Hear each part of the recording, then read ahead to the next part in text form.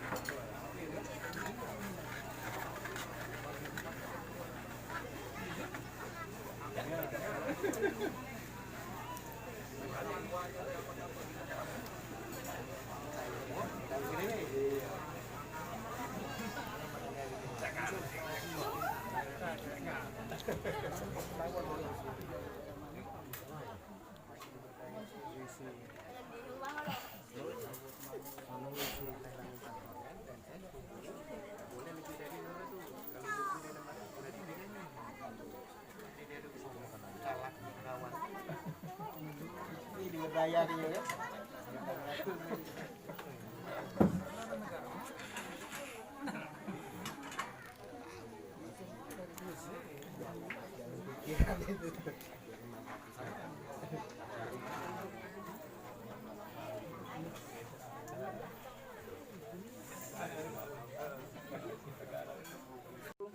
Wa na'udzubillahi min sururi anfusina wa min sayyiati a'malina.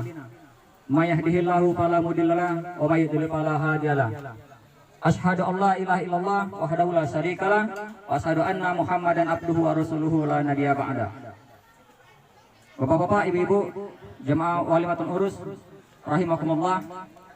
Segala puji dan syukur kita panjatkan kepada Allah Subhanahu wa taala yang mana sampai saat ini kita masih diberikannya banyak kenikmatan. Pertama, nikmat iman, nikmat Islam, nikmat kesehatan dan kesempatan, sehingga kita bisa hadir di tempat yang mulia ini, di rumah kediaman Bapak Suprat di Desa Talang Tumbur, Kelurahan Talang Ubi Barat, Kecamatan Talang Ubi, Kabupaten Pali, dalam rangka acara menghadiri atau mendoakan acara pernikahan putri beliau, yaitu Perawati binti Suprat bersama dengan saudara Wahyu Rizki Ramadan bin Sukri yang berasal dari Desa Payu Lebar, Kecamatan Singgut, Kabupaten Suralangan, Provinsi Jambi.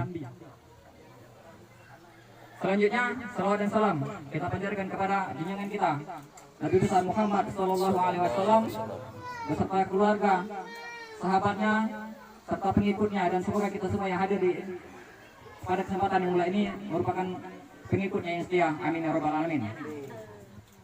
Sebelum kita mengikuti acara demi acara, terlebih dahulu kami akan bacakan susunan acara kita pada hari ini.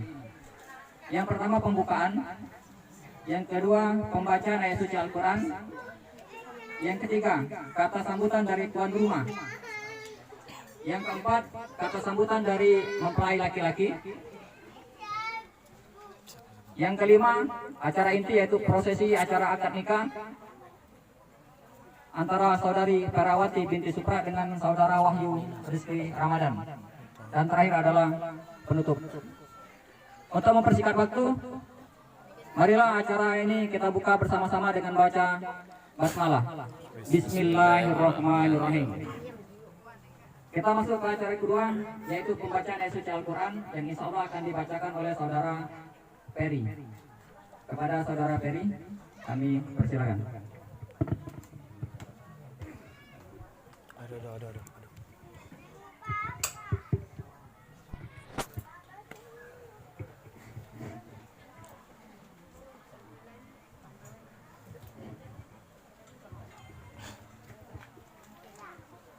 Assalamualaikum warahmatullahi wabarakatuh. Waalaikumsalam warahmatullahi wabarakatuh.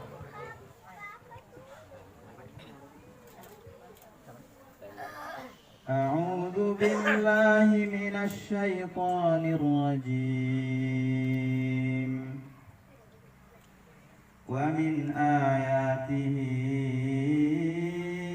أن خلقكم من تراب ثم إذا أنتم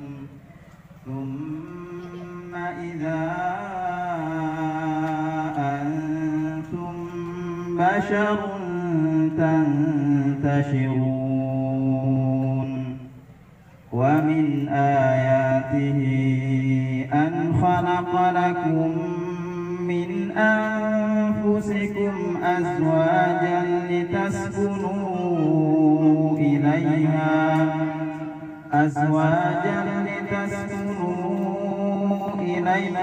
وجعل بينكم مودة ورحمة إن في ذلك لآيات لقوم يتفكرون ومن آياته خلق السماوات والأرض واختلاف ألسنتكم وألوانكم آيات للعالمين ومن آياته منامكم بالليل والنهار وابتغاؤكم من فضله إن في ذلك لآيات لقوم يسمعون ومن آياته يريكم البرق خوفا وطمعا وينزل من السماء ماء فيحيي به الأرض بعد موتها إن في ذلك لآيات لقوم يعقلون ومن آياته أن تقوم السماء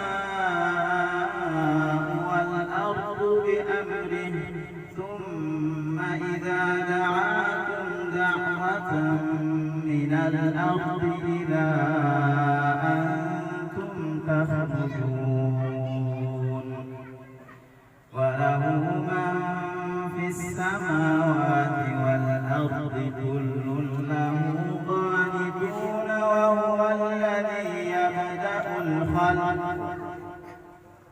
وهو الذي يبدأ الخلق ثم يعيده وهو أهون عليه وله المثل الأعلى في السماوات والأرض وهو العزيز الحكيم صدق الله العظيم. Assalamualaikum warahmatullahi wabarakatuh. Waalaikumsalam warahmatullahi wabarakatuh. Fi kitabihil karim a'udzu billahi minasyaitonir rajim. Ya ayyuhan nasu ittaqu rabbakumul ladzi khalaqakum min nafsin wahidah wa khalaqa minha zawjaha wa batha minhuma rijalan katsiran wa nisaa'a wattaqullaha alladzi tasaaluna bihi wal arham innallaha kana 'alaikum raqiba. Qala Nabi sallallahu alaihi wasallam an-nikahu min sunnati faman ghariba an sunnati falaysa minni. Sadaqallahul azim wa sadaqa rasul karim. Ma'asyiral muslimin wal muslimat jamaah walimatun nikah rahimakumullah. Yang kami hormati Bapak Suprap sekeluarga dan sekeluarga besar selaku Sohibul Bait pada pagi hari ini. Yang kami hormati Bapak Sukri beserta ibu dan keluarga yang datang dari Desa Payu Lebar, Kecamatan Singkut, Kabupaten Sarolangun, Provinsi Jambi, yang alhamdulillah telah hadir di kediaman Bapak Suprap di Kabupaten Pali. Yang kami hormati Bapak Kepala Kantor Urusan Agama Kecamatan Talang Ubi, Bapak Ustadz Solihin Sarjana Agama yang berkenan hadir pada pagi hari ini. Yang kami hormati unsur pemerintah Kelurahan Talang Ubi Barat, Talang Tumbur, yang pada hari ini sempat hadir. Juga yang kami hormati Ustadz Lasmiadi Sarjana Sosial Islam selaku Ketua Basnas Kabupaten Bulukan Abab Pematang Ilir, yang kami mohon perkenannya untuk dapat mengisi khutbah nikah pada hari ini. Bapak Ibu hadirin jamaah waliman nikah rahimakumullah, izinkan kami memandu prosesi dan kubul pada pagi hari ini pernikahan antara Wahyu Rizki Ramadan dan Ferawati yang alhamdulillah berkasnya telah kita periksa dan sudah diterbitkan akta nikah dan buku nikahnya pada hari Selasa 10 Mei 2022. Daftar pemeriksaan nikah nama calon suami Wahyu Rizki Ramadan, tanggal lahir Payo Lebar 12 Desember 2001, warga negaraan Indonesia, agama Islam, tempat tinggal di Dusun Karya Agung, Desa Payo Lebar, Kecamatan Singkut, Kabupaten Sarolangun. Kemudian orang tua ayah kandung Bapak Sukri, tempat tanggal Trenggalek 27 Mei 1970, warga negara Indonesia, agama Islam, pekerjaan petani di tempat yang sama. Kemudian ibu kandung Ibu Lili Suhartini, tempat tanggal lahir Tulung Agung 5 Juni 1973, warga negara Indonesia, agama Islam, pekerjaan mengurus rumah tangga, tempat tinggal di Desa Payo Lebar, Kecamatan Singkut, Kabupaten Sarolangun. Kemudian untuk calon istri nama lengkap Ferawati, tempat tanggal lahir Pendopo 6 Februari 2001, warga negara Indonesia, agama Islam, tempat tinggal di RT 12 RW 07 Kelurahan Talang Ubi Barat, Kecamatan Talang Ubi, Kabupaten Bulukan Pematang Ilir. Nama orang tua ayah kandung Bapak Suprap, tempat tanggal lahir Pendopo 7 Mei 1976, warga negara Indonesia, agama Islam, pekerjaan buruh tani, tempat tinggal di RT 12 RW 07 Kelurahan Talang Ubi Barat. Ibu kandung Ibu Susiana, Pendopo 4 Agustus 1982, warga negara Indonesia, agama Islam, pekerjaan urus rumah tangga, tempat tinggal di RT 12 RW 07 Kelurahan Talang Ubi Barat. Selanjutnya untuk menjadi wali nikah tercatat dan hadir Bapak Suprap sebagai wali nasab hubungan ayah kandung Suprap bin Pandi, Panidi, tempat tanggal lahir Pendopo 7 Mei 1978, warga negara Indonesia, agama Islam, pekerjaan buruh tani, tempat tinggal di RT 12 RW 07 Kelurahan Talang Ubi Barat. Selanjutnya untuk menjadi saksi telah dicatatkan dari kedua keluarga besar, yang pertama Pak Ustadz Lasmiadi Sarjana Sosial Islam dan yang kedua Ustadz Ferry Afrianto, dan KTP-nya sudah kita cek bahwa benar sebagai warga negara Indonesia. Sebelum kita melanjutkan prosesi ijab kabul, kami mohonkan kepada Ustadz Lasmiadi Sarjana Sosial Islam untuk memberikan khutbah nikah.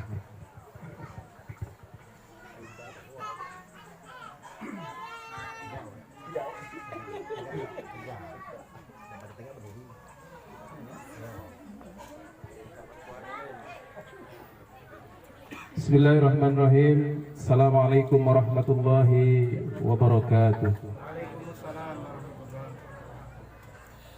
Alhamdulillahillazi anzala sakinata fi qulubil mu'minin yazdadu imanan ma'a imanihim. Asyhadu an la ilaha illallah wahdahu la syarikalah wa asyhadu anna Muhammadan abduhu wa rasuluhu la nabiyya ba'da. Amma ba'du,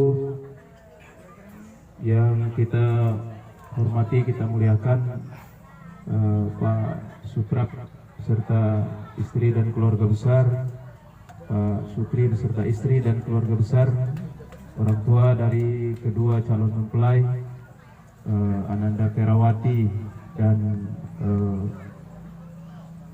Rizki Ramadan, Wahyu Rizki Ramadan.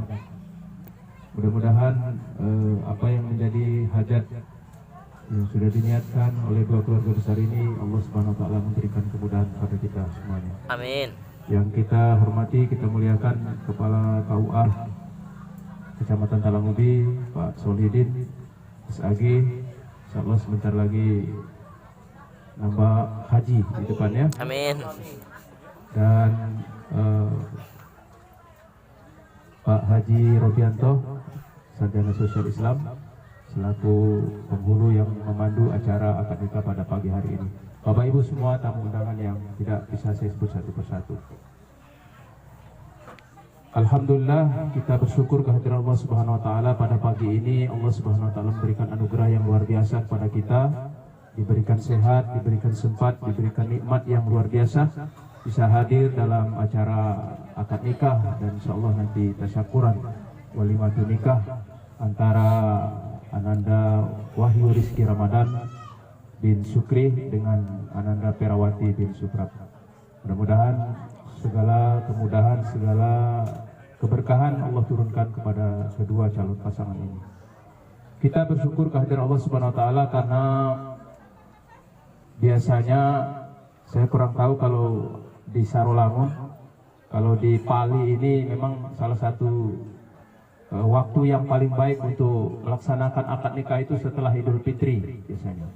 Jadi bulan Syawal itu bulan peningkatan, salah satunya peningkatan jumlah pengantin. Ya, karena ini Syawal itu kan artinya meningkat ya, kalau saya tidak keliru. Jadi memang ini bulan yang dicari-cari. Pertama alasan mungkin tamu-tamu masih banyak di sekitar lingkungan keluarga yang belum pada balik ya, yang tadinya mudik. Yang kedua mungkin kue-kuenya masih banyak. Itu barangkali alasannya. Dan silaturahmi masih begitu hangat, masih begitu dekat.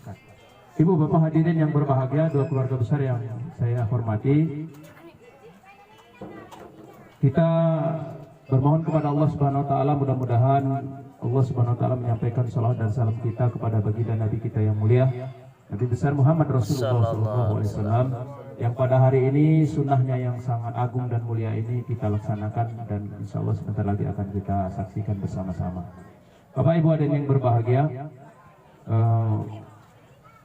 diamanahkan oleh Pak Tua ini melalui Pak Penghulu untuk menyampaikan khutbah nikah. Kita tidak bisa menolak kalau sudah diamanahkan oleh yang lebih senior, ini kan. Beginilah kalau kumpul para ustadz, mudah saling tunjuk sana, tunjuk sini, jadi pokoknya barang itu.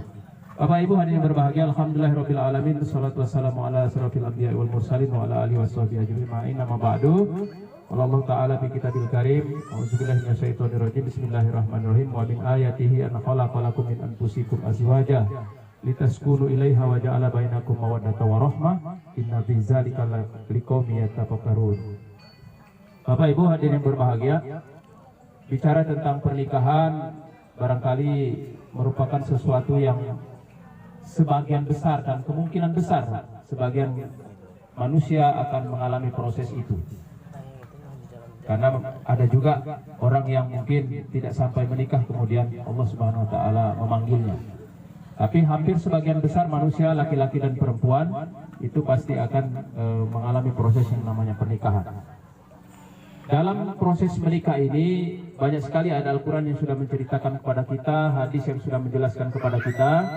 Tetapi ada beberapa hal yang mungkin kami ingatkan kembali, khususnya kedua calon mempelai, kedua calon pengantin ini, bahwa salah satu yang dijelaskan Al-Quran di dalam surat Ali Imran itu adalah walaysa dzakaru kal unsa. Ada sebuah penjelasan yang terang benderang oleh Allah Subhanahu wa taala bahwa antara laki-laki dan perempuan itu tidak sama, berbeda. Karena dia tidak sama inilah makanya dipertemukan. Karena itu salah satu indikator atau syarat sahnya pernikahan itu adalah pasangan. Ya, pasangan itu artinya satu laki-laki satu perempuan. Maka tidak sah pernikahan berdasarkan syariat Islam kalau sama-sama laki-laki atau sama-sama perempuan. Sampai sekarang di Indonesia belum ada legalitasnya, tetapi secara sembunyi-sembunyi sudah ada yang melakukannya. Jadi harus ada laki-laki, harus ada perempuan. Maka itu tidak boleh ada pernikahan cuma satu orang. Misalnya yang putrinya dia akan nikahkan dengan orang yang sudah meninggal, nggak bisa, tidak sah pernikahannya.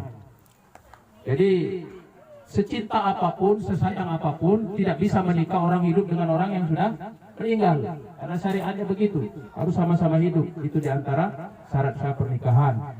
Harus sama-sama sejenis, sama-sama golongan dari manusia. Tidak boleh juga menikah antara manusia dengan makhluk yang lain.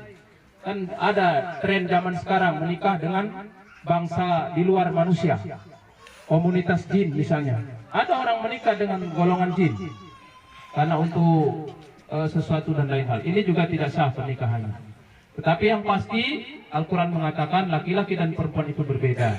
Walaysa zakaru kal unsa. Di antara perbedaan itu, ini kata para pakar, adalah bahwa laki-laki memiliki karakter sesuai dengan proses penciptaannya. Seperti yang sering saya jelaskan, biasanya laki-laki itu diantaranya dari bentuk jari jemari. Mungkin tidak banyak orang memperhatikan bahwa kenapa jari laki-laki lebih besar-besar daripada jari-jari perempuan. Nanti dicocokkan sama istrinya kalau sudah akad. Mana yang lebih besar, jarinya Pera atau jarinya Rizky, ya kan? Dan begitu kan, ternyata ada di dalam Al-Quran juga dijelaskan tentang jari jemari ini, bahwa dari proses pencipta jari jemari saja sudah membedakan antara laki-laki dan perempuan. Kenapa jari bapak-bapak, jari laki-laki, jari lanang itu lebih besar-besar, kadang lebih panjang-panjang daripada jari perempuan?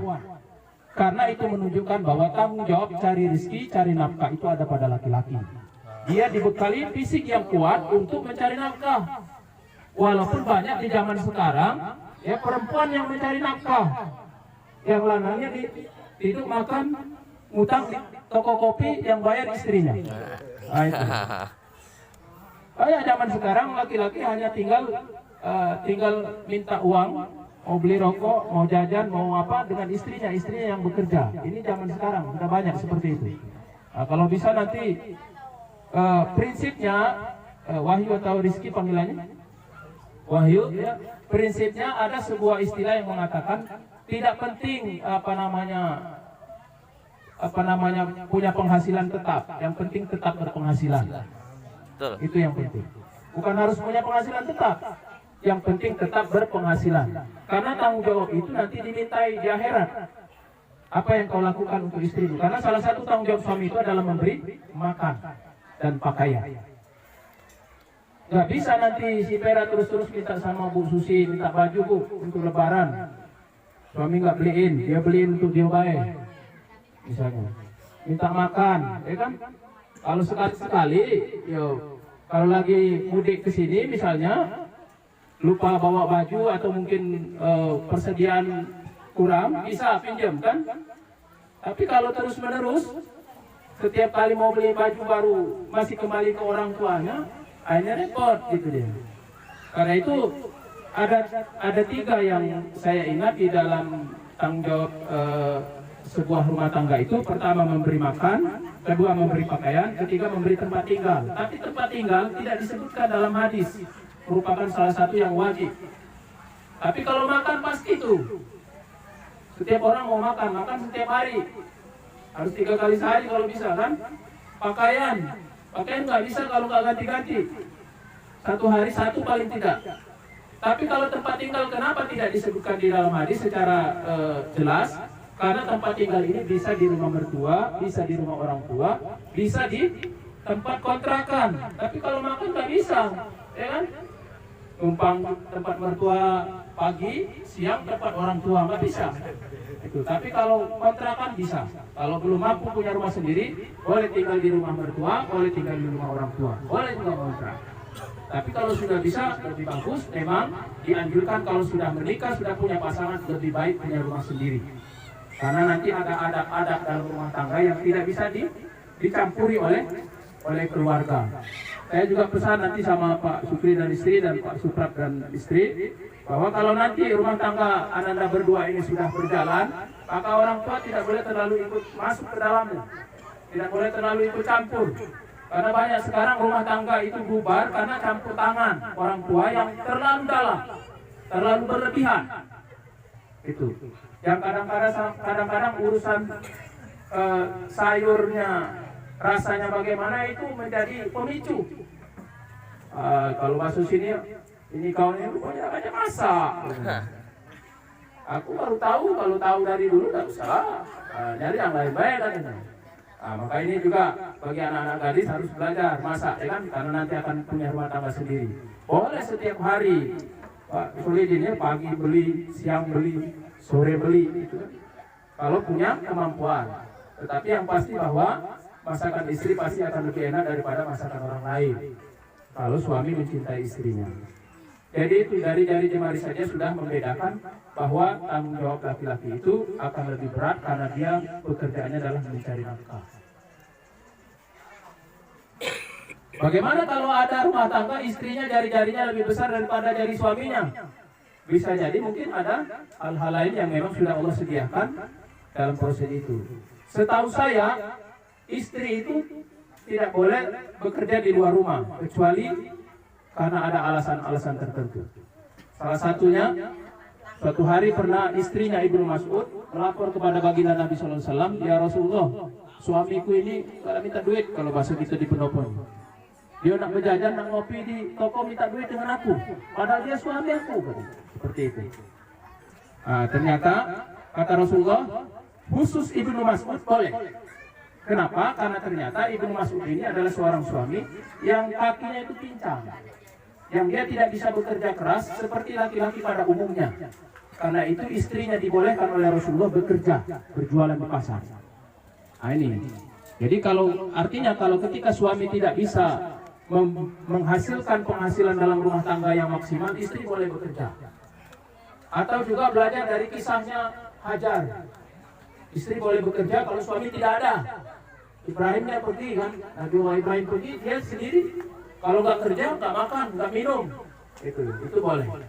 Atau juga kisah seperti Maryam dalam situasi sulit. Ada orang-orang yang bisa membantu, tapi orang-orang yang bisa membantu itu tidak sedang berada di sekitar kita. Maka istri boleh bekerja. Misalnya nanti Ananda Pera ini tinggal sendirian, suaminya kerja jauh gitu. Ada keperluan mendesak, minta izin sama suami bahwa dia harus bekerja misalnya, harus menghasilkan. Itu boleh hal yang seperti itu. Tetapi ada memang adab-adab yang harus diperhatikan ketika seorang istri berada di ruang publik, di luar. Yang kedua, walaysa zakarul kalunsa ini dimanakan oleh pakar dari segi postur, fisik, kulit misalnya. Salah satu, kalau tadi jari, yang kedua kulit. Kulit laki-laki dengan kulit perempuan itu beda, Bu. Kulit perempuan itu lebih tipis daripada kulit laki-laki. Kulit laki-laki lebih tebal.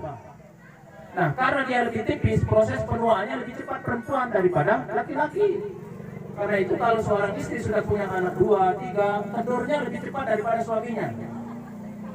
Ya, lebih cepat keriput, lebih cepat penuaannya. Karena kulitnya tipis, kulit laki-laki lebih tebal, maka dia proses penuaannya lebih lambat. Maka ada istilah mengatakan, baiknya bagi anak gadis, bagi perempuan, carilah suami yang lebih tua daripada dirinya. Jadi anak-anak gadis kalau mau cari suami, carilah suami yang lebih tua. Ini ungkapannya begitu. Bukan berarti tidak boleh yang lebih muda, boleh. Karena baginda Nabi juga istrinya lebih tua dari dia. Kalau mau cari suami, carilah suami yang laki-laki lebih tua daripada istrinya. Kenapa? Karena nanti pada waktu kulit istrinya sudah mengendur, mata suaminya juga sudah mulai kabur. Itu dia. Jadi waktu istrinya sudah mulai mengalami proses penuaan, kulit sudah mulai kendur, mata suaminya sudah mulai kabur. Tidak bisa lagi membedakan mana istrinya yang cantik dulu dengan istrinya yang sudah mulai menua. Dan juga tidak bisa lagi terlalu banyak kiri kanan kiri, depan belakang gitu. Kenapa? Sudah mulai kabur. Gitu dia. Tapi bukan berarti tidak boleh menikah dengan yang lebih muda suaminya atau yang seusia. Itu juga pilihan kita masing-masing. Itu hanya ungkapan saja. Ini Bapak Ibu sekalian. Jadi yang pasti tanggung jawab utama Ananda Wahyu adalah mencari nafkah, membelikan pakaian. Dan nanti boleh ditanya sama ibunya Wahyu, ya, bahwa pakaian perempuan itu jauh lebih banyak kebutuhannya daripada pakaian laki-laki. Contoh, ini pengalaman saya dan mungkin pengalaman Pak Solidin dan Ustaz Robi juga sama. Kalau kita bawa istri kondangan ke tempat Pak Suprap hari ini misalnya, saya bawa istri saya, ternyata minggu depan di sini ada kondangan lagi. Istri saya pakai baju biru-biru misalnya. Dia minggu depan nggak mau lagi pakai baju biru-biru itu. lebih bagus tidak pergi kondangan daripada bajunya sama. Maka dia harus pakai baju yang warna berbeda. Kalau kita bapak-bapak ini mau 1 bulan 10 kali kondangan baju yang sama, tidak ada masalah. Karena kita tidak menampilkan, tidak terlalu fokus pada penampilan. Kalau perempuan itu penampilan diperlukan karena memang disunahkan dia mempercantik dan memperhias dirinya, khususnya bagi suaminya. Jadi butuh modal banyak. Kalau kita lihat para artis itu cantik-cantik karena memang modalnya mahal. Ya? Jadi kalau mau lihat istri kita cantik terus, dimodali. Paling tidak sebulan sekali istrinya dibawa ke salon. Nah, tuh. Ya kan? Artis itu begitu. Kenapa dia cantik? Padahal wajahnya biasa saja, tapi kelihatan cantik kan? Karena dia punya dimodali dan modalnya mahal. Jadi kalau mau lihat istri cantik terus, dikasih modal. Mau kondangan, salonlah dulu. Yang penting seperti itu. Butuh modal ini juga menjadi tanggung jawab suami. Tapi istri yang baik, istri yang soleha tentu memikirkan juga berapa penghasilan suaminya. Jangan sampai lebih besar kebutuhan ke salon daripada kebutuhan makan. Ya kan? Lebih besar kebutuhan berhias daripada kebutuhan rumah tangga. Ini juga harus memperhatikan. Terakhir, saya teringat ada sebuah ungkapan mengatakan bahwa suami yang baik, calon suami yang baik, dia akan memberikan mahar yang memuliakan calon istrinya. Karena itu adalah harga yang paling terhormat bagi seorang calon suami, memberikan mahar kepada istrinya. Tapi istri yang baik juga akan mempertimbangkan besaran yang diminta kepada calon suaminya. Gitu dia.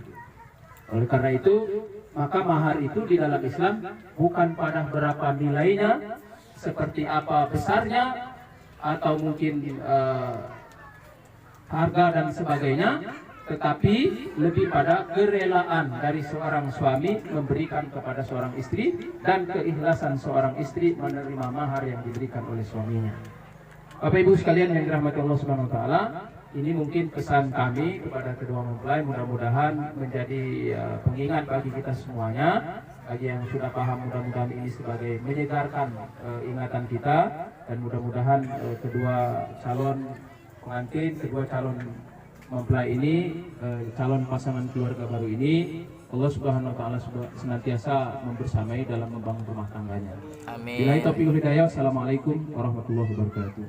Waalaikumsalam warahmatullahi wabarakatuh. Jazakallah khair. Terima kasih pada Ustaz Asmiati yang telah memberikan khutbah nikah pada dua calon mempelai. Selanjutnya kita akan memasuki prosesi ijab kabul kepada Wahyu Rizki Ramadan dan Bapak Suprap. Kita untuk latihan terlebih dahulu.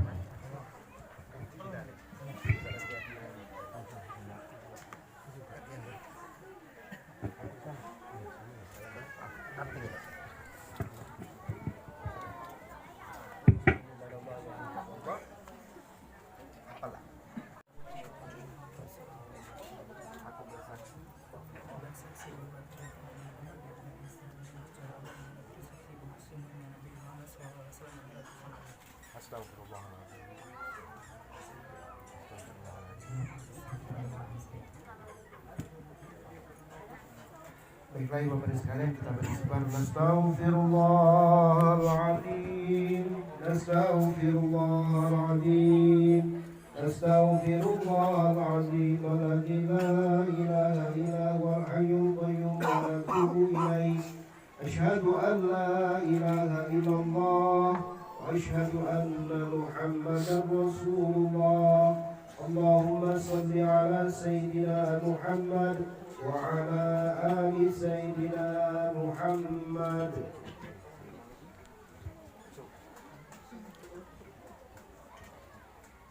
Teman-teman sekalian, kita akan memasuki pukul. A'udzubillahi minasyaitonir rajim. Bismillahirrahmanirrahim.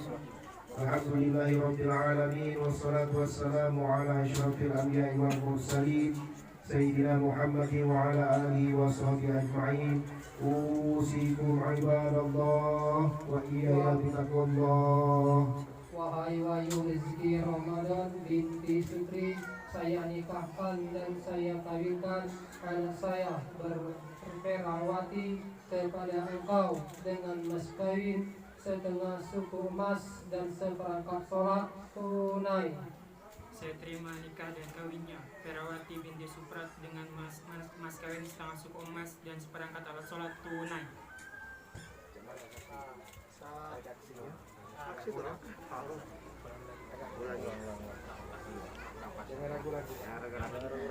Kata-kata yang ragu-ragu. Yang mantap.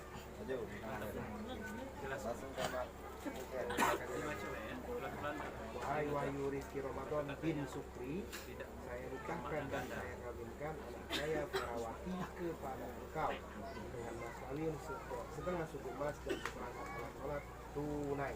Jawabnya, saya terima nikahnya dan kawinnya Ferawati binti Suprat dengan mas kawin setengah suku emas dan seperangkat alat sholat tunai.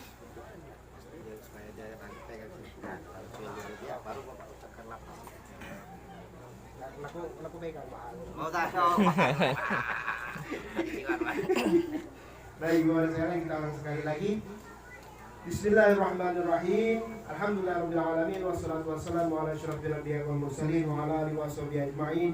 Usikum ibadallah wa iyaya bitaqwallah. Wahai Wahyu Rizki Ramadan binti Sukri, saya nikahkan dan saya kawinkan anak saya Ferawati kepada engkau dengan mas kawin setengah suku emas dan seperangkat sholat tunai.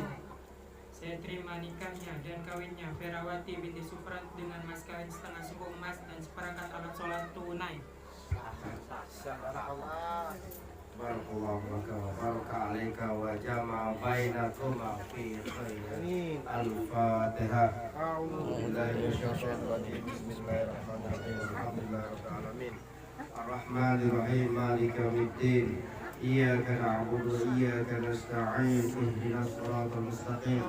Siratal ladzina an'amta 'alaihim ghairil maghdubi 'alaihim waladdallin. A'udzu billahi Bismillahirrahmanirrahim. Alhamdulillahirabbil alamin. Allahumma shalli wa sallim ala sayyidina Muhammad wa ala ali sayyidina Muhammad. Allahumma taqabbal minna du'ana wa hajatana innaka antal mujibus sa'ilin. Allahumma antas salam wa minkas salam wa ilaika ya'udu salam. Wa hayna rabbana bis salam. Wahayna Rabbana bisalam adkhilna jannata darussalam. Tabarakta Rabbana wa ta'alaita ya zal jalali wal ikram. Allahumma ya Rabb, segala puji bagi engkau ya Allah. Maha suci engkau yang telah menghimpun ya Allah saudara kami yang bernama Wahyu Rizki Ramadan dengan Ferawati ini ya Allah, untuk membentuk rumah tangga, baligha rumah tangga ya Allah. Maka jadikanlah ya Allah rumah tangga mereka rumah tangga yang penuh dengan kebahagiaan ya Allah, kedamaian ya Allah. Jadikan rumah tangga mereka rumah tangga yang sakinah, mawaddah, warahmah ya Allah. Jadikan ya Allah rumah tangga mereka ya Allah yang dipenuhi dengan anak dan keturunan yang soleh dan soleha ya Allah. Didik selalu mereka ya Allah ke jalan Engkau, jalan yang Kau redhoi dan berkahi ya Allah. Lindungi mereka ya Allah dari segala fitnah ya Allah, bala bencana yang dapat menghancurkan rumah tangga mereka ya Allah. Jadikan rumah tangga mereka ya Allah bagaikan rumah tangga yang tinggal di sorga ya Allah, bukan bagaikan tinggal di dalam neraka ya Allah. Baiti jannati Rabbana hablana min azwajina wa zurriyatina qurrata a'yun waj'alna lil muttaqina imama. Rabbana atina min ladunka rahmah wa hayyi' lana min amrina rasyada. Rabbana atina fid dunya hasanah wa fil akhirati hasanah wa qina adzabannar wa qina adzabannar wa qina adzabannar. Walhamdulillahirabbil alamin. Taqabbal.